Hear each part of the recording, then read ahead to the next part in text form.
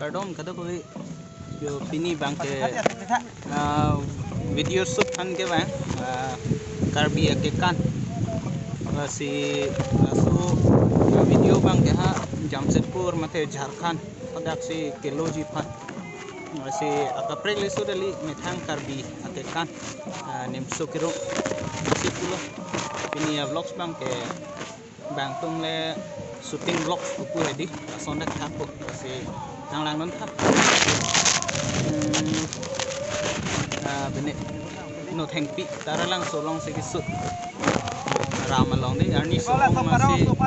ladak si kisut nang lang non thade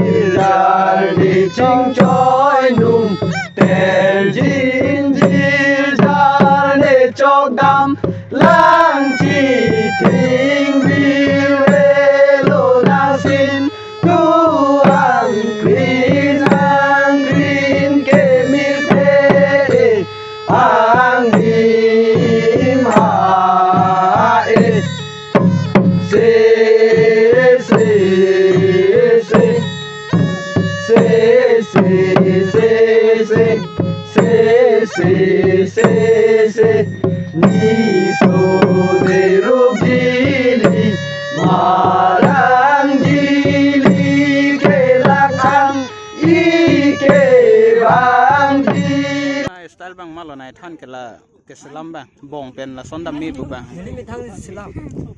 lagi joldi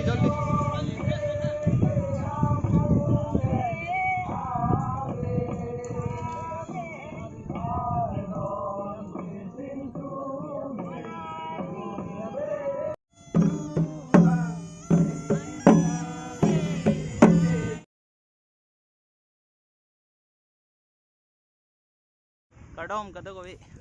lang ti oi kardom bila bot pi man to